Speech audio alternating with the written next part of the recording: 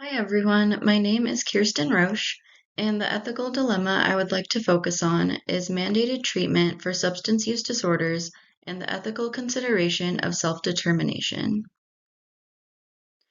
Client A is a 34-year-old Hispanic male. He has a long history of substance use issues accompanied with legal issues.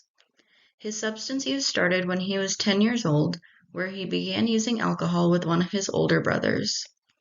Client A grew up in a poor family where his father often sold drugs in order to support the family. His mother worked part-time but was often in and out of the family home until ultimately moving out of state when Client A was 12 years old. Subsequently, Client A grew up using substances with his brothers and father and eventually began to sell drugs on the side as well. Client A currently does not identify having very much of a social support system, as his family and friends he associates himself with all use. He does identify his girlfriend of 2 years as his only strong source of support. She also has a history of substance use, but does not currently use and has been sober for 8 months. She has been very receptive to his sobriety as well and continues to promote sobriety for him, although he still continues to use. Following Client A's most recent drug-related arrest, his probation officer ordered Client A to engage in a treatment program at a local substance use treatment agency. Client A expressed no desire to participate in a treatment program. He does recognize that his drug use has been a problem since he was a kid, but expresses that this is simply the way he grew up and thinks that he can be the one to stop using when he wants. Client A attends his initial gain assessment appointment with a social worker at the substance use agency after being told by his probation officer that he could possibly go back to jail if he did not engage in services. After his assessment, the social worker recommends a level of care that would require Client A to engage in intensive outpatient services, which includes substance testing, individual counseling, and group classes for relapse prevention and skills. Client A is visibly upset about this recommendation and continues to express not wanting to engage in treatment services, but he does identify that he does not want to go to jail. So initially, the client attends his first set of group classes and substance tests. 3 weeks pass, and Client A is missing required group classes but still meets his requirements for substance testing. However, his substance use testing results indicate that the client is still using. Social workers try to re-engage the client through phone calls and a letter of risk of discharge, stating that if Client A does not re-engage in services for a period of 30 days, he will be discharged from treatment. Ultimately, Client A stops coming to treatment altogether, and the social workers at the agency hold a supervision meeting to staff the client and discuss his lack of engagement and lack of progress in treatment. The social workers at the agency collectively decide that a different level of care is needed for the client as current treatment services are not working for him. They communicate with both the client and the client's probation officer to recommend a PHP inpatient treatment program for the client. As we can see in the client's ecomap, the client has many strained relationships due to his drug use. The client currently has no relationship with his mother, as she left the home when he was 12 years old and since has cut off contact. The client experiences stressed relationships with his father and his older two brothers, as their relationship has been reliant on drug use. The client experiences a stressed relationship due to drug use with his group of friends, and a one-way relationship with the client's probation officer.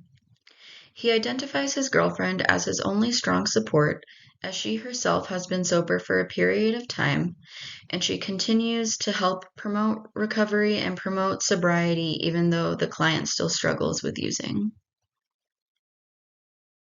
Cultural considerations for Client A include ethnicity and gender, him being a Hispanic male, his social class, coming from a poor family where his father had to rely on selling drugs in order to make income, and his mother only working part-time as a server, and societal perceptions of substance use and addiction.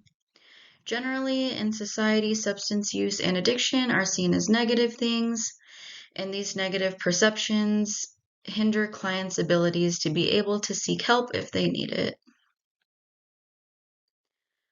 Ecological systems theory helps conceptualize the various reasons why client A is having trouble engaging in treatment. The client grew up being exposed to substance use and began engaging in these behaviors at a young age. His only sober support is his girlfriend, and the other people he socializes with all use. He has a negative perception of treatment services, and while he does recognize his problematic substance use, he believes that he will stop when he's ready. The NASW Code of Ethics cites that social workers should promote self-determination, which discusses that the client should have the autonomy to make their own decisions regarding treatment. The client is able to recognize that his substance use is an issue. However, the client expresses that he does not want to participate in services as he thinks he does not need to. Initially, the client does engage in services minimally so that he does not go back to jail. He doesn't have any other motivations. His only motivation is not wanting to go to jail. Systems perspective of the problem include that the client has been involved in numerous drug-related arrests, so he is required to engage in treatment services that will hopefully help him break the cycle.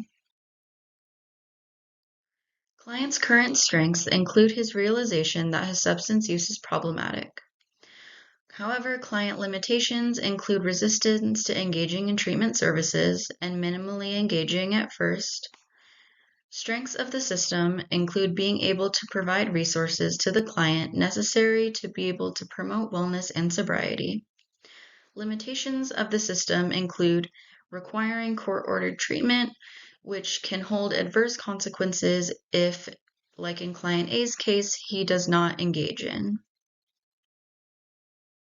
This ethical dilemma helped me understand more about what self-determination actually means. Client A is able to make a choice regarding whether or not he would like to engage in services, but this means that he also has to deal with consequences if he chooses not to engage in treatment. In his case, these consequences included being discharged from treatment services. Other potential consequences that the client could have could be dealing with the probation and parole side, which could land him back in jail as well, potentially.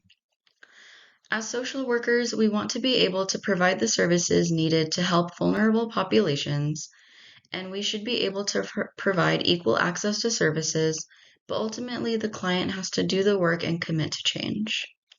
It's difficult to engage with clients who do not want to participate in services because we want to be able to help those coming to treatment, but there's only so much that we can do to try and engage clients.